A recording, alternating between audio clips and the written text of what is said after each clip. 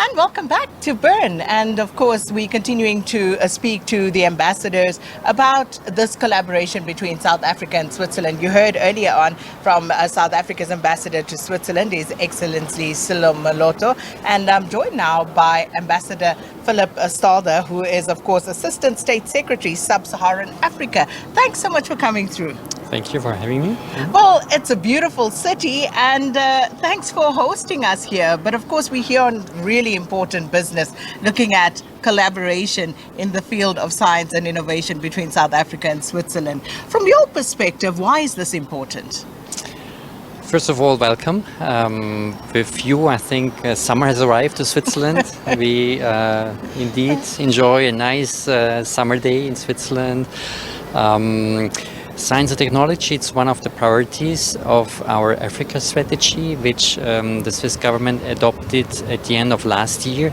It comprises the whole continent, and we decided to focus on four priorities in terms of themes, and one of them is peace and security. The other one is sustainability, the other one is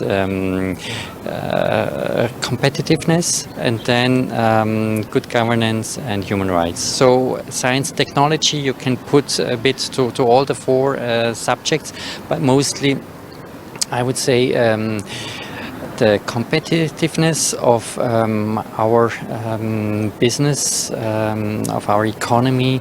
I think it's something we would like to cultivate. We see the potential of Africa, and especially South Africa. You're a huge player in that field. And science and technology, yes, it's the engine, I think, of growth in many ways. And speaking of that Africa strategy for Switzerland and the priorities, so in the field of science and innovation, South Africa, of course, but I believe Ghana as well is a country that you're looking at, but specifically looking at the focus on Africa. What drives that for Switzerland right now, seeing us as key in terms of trade as well?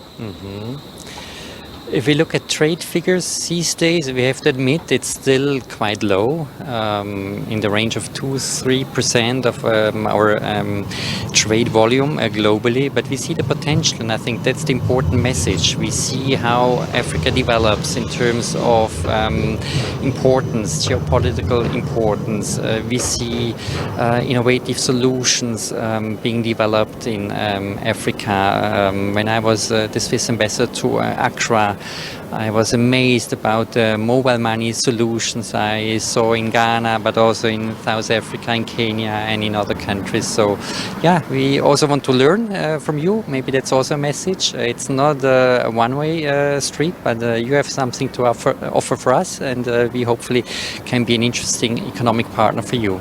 And that's the thing, isn't it? It's about mutually beneficial collaborations and partnerships between countries, because African countries, for the most part, have always drawn the short end of the stick.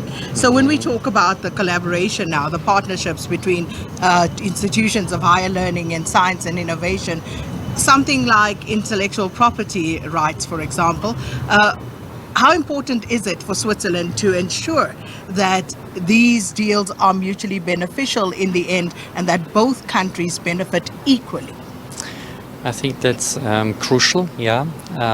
Also, when we sign agreements, yes, we expect that rules are there to be respected.